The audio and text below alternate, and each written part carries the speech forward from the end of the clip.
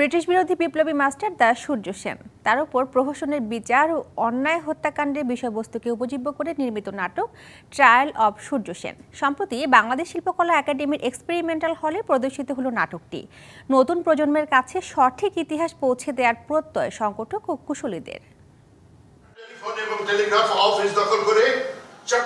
British উপনিবেশ থেকে মুক্তির নেশায় সোচ্চার ছিলেন মাস্টার দা সূর্য সেন। অকাতরে প্রাণ দেয়া এ বীরের সংগ্রামমুখর জীবন ও তার যবনিকাপাতের গল্প নিয়ে জনপ্রিয় নাট্যদল পদাতিকের নাটক ট্রায়াল অব সূর্য সেন।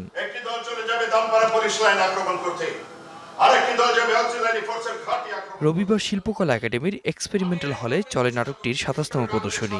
প্রয়াত নাট্যকার ও নাট্যাভিনেতা মাসুম আজিজ রচিত নাটকটির নির্দেশনা ও কেন্দ্রীয় চরিত্রে অভিনয় করেছেন নাদের চৌধুরী। নাট্যরূপ দিয়েছিলেন মাসুম আজিজ এবং এটার প্রথম নির্দেশনাটা ওনারই ছিল।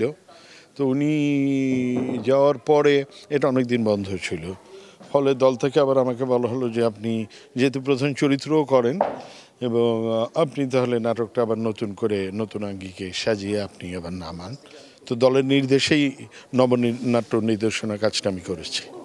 তরুণ প্রজন্মের কাছে সঠিক ইতিহাস তুলে ধরার মাধ্যমে দেশপ্রেম জাগানোর প্রয়াসেই এই প্রযোজনা।